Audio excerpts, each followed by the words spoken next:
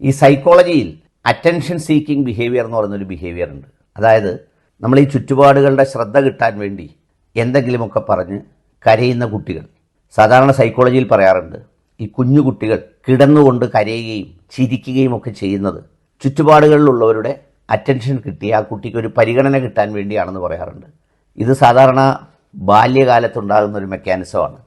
പക്ഷേ ഇപ്പോൾ രാഷ്ട്രീയത്തിൽ അതല്ലാത്ത കാലാവസ്ഥയിലും ഇതുണ്ടാകുന്നു എന്നുള്ളതാണ് ഒരു പ്രത്യേകത. പണ്ട് ഈ അസുഖം കൂടുതലായിട്ട് കോൺഗ്രസ് ക്യാമ്പിലുണ്ടായിരുന്നത് അല്ലെങ്കിൽ UDF ക്യാമ്പിലുണ്ടായിരുന്നത് നമ്മുടെ VM സുധീരൻ സാറിനായിരുന്നു.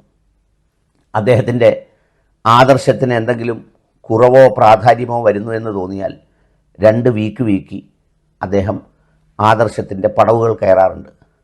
ഇപ്പോൾ അദ്ദേഹം ആ പരിപാടിയൊക്കെ വിട്ടിട്ട് പ്രധാനമായും ചരമ അറിയിപ്പുകളും അനുശോചന കുറിപ്പുകളുമൊക്കെ ഫേസ്ബുക്കിൽ എഴുതുന്ന പരിപാടിയിലാണ്. നല്ല കാര്യമാണ്. പക്ഷേ ഇപ്പോൾ ആ രോഗം പിടിപെട്ടിരിക്കുന്നത് സാക്ഷാൽ നമ്മുടെ മുരളിയണ്ണനാണ്. മുരളിയണ്ണന് പണ്ട് ആനയെ വിറ്റ് കഴിഞ്ഞ് തോട്ടിയും കൊണ്ട് നടക്കുന്ന ചില സിനിമയിലെ കഥാപാത്രങ്ങളെപ്പോലെ ഭൂതകാലത്തിൻ്റെ എന്തൊക്കെയോ നഷ്ടസ്വപ്നങ്ങളുടെ വ്യഥകളും പേറി സഞ്ചരിച്ചു പോരുകയാണ്.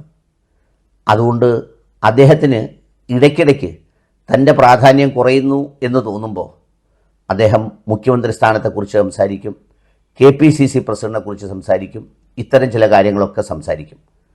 അദ്ദേഹം ഒരു മത്സരത്തിനിറങ്ങുകയോ എവിടെയെങ്കിലും മത്സരിക്കുകയോ ചെയ്താൽ പിന്നെ ശാന്തനായി വീര്യമുള്ള ഒരു കോൺഗ്രസ്സുകാരനായി മാറും. അത് നേമത്ത് മത്സരിക്കാൻ പോയപ്പോഴും പിന്നീട് അത് കഴിഞ്ഞ് വടകരയിൽ പോയി തൃശ്ശൂരിലെത്തിയപ്പോഴുമെല്ലാം അദ്ദേഹം അനുസരണയുള്ള ഒരു കോൺഗ്രസ് പ്രവർത്തകനായി മാറി. എന്നാൽ തോറ്റു കഴിയുമ്പോൾ അല്ലെങ്കിൽ റിസൾട്ട് വന്നു കഴിയുമ്പോൾ പിന്നെ അദ്ദേഹത്തിലെ നിരീക്ഷണ പാടവവും അത്തരം കാര്യങ്ങളുമൊക്കെ രംഗത്തിറങ്ങും. ഇപ്പോൾ കഴിഞ്ഞ ദിവസം ആരെങ്കിലും പുകഴ്ത്തിയത് കൊണ്ട് മുഖ്യമന്ത്രി ഉണ്ടാവുന്നില്ല, മുഖ്യമന്ത്രിയെ ഇങ്ങനെയല്ല തീരുമാനിക്കേണ്ടത് എന്നൊക്കെ പറഞ്ഞുള്ള പ്രസ്താവനകൾ ഇറക്കുമ്പോൾ നമ്മുടെ ചാനലിലെ കുട്ടികൾ അവർക്ക് 24 മണിക്കൂർ എന്തെങ്കിലും കാണിക്കാൻ വേണ്ടതുകൊണ്ട് പെട്ടെന്ന് തന്നെ മുരളീധരൻ ബ്രേക്കി എന്നും പറഞ്ഞ് ചില ബ്രേക്കൻ സാധനങ്ങളുമായി രംഗത്തിറങ്ങും. പിറ്റേ ദിവസത്തെ പ്രിൻ്റ് മീഡിയ വായിച്ചു നോക്കിയാൽ ഈ മുരളീധരൻ്റെ പ്രസ്താവനയെ കാണത്തില്ല. കാരണം അവർ രാത്രി ഇരുന്ന് ആലോചിക്കുമ്പോൾ ഈ പറയുന്ന ആളിന് എന്ത് പ്രസക്തിയാണ് ഇതൊക്കെ പറയാൻ എന്ന് ആലോചിക്കുകയും അദ്ദേഹത്തിൻ്റെ ഭൂതകാലത്തെക്കുറിച്ച് ഓർക്കുകയും ഒക്കെ ചെയ്യും.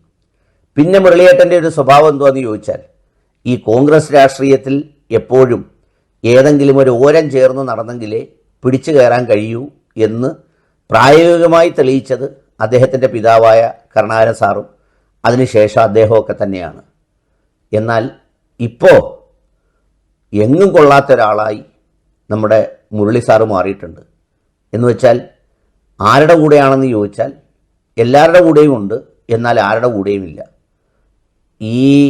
ഞാൻ മനസ്സിലാക്കുന്നത് രമേശ് ചെന്നിത്തല സാറിൻ്റെ ഒരു സ്വന്തമായി നിന്ന് ആ അടുപ്പം കൂടിയപ്പോഴാണ് പണ്ട് KCക്ക് രമേശുമായി ചെറിയ മാനസിക അകലം ഉണ്ടാവുന്നത്.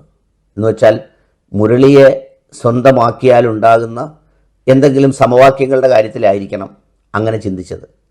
ഇപ്പോൾ അതേ ആളിനെതിരെയാണ് ഈ പ്രസ്താവനയുമായി മുരളിയണ്ണൻ രംഗത്ത് വന്നിട്ടുള്ളത്. സത്യം പറഞ്ഞാൽ ഈ ആലിങ്ക പഴിക്കുമ്പോൾ കാക്കയ്ക്ക് വായ്പുണ്ണ് എന്ന് പറയുന്നത് പോലെ അധികാരം കിട്ടാൻ എന്തെങ്കിലും ഒരു മണമടിച്ച് തുടങ്ങുമ്പോഴേക്ക് ഇതുപോലെയുള്ള കുറേ ചുട്ടി നേതാക്കൾക്ക് വായ്പുണ്ണിൻ്റെ രോഗം ആരംഭിക്കും. അവസാനം ജനങ്ങൾ എന്തു ചെയ്യും? ഈ പറഞ്ഞതുപോലെ എന്നാൽ പുണ്ണായി തന്നെ ഇരിക്കട്ടെ എന്ന് വിചാരിച്ച് പിണറായിക്ക് വോട്ടും ചെയ്യും. കഷ്ടം.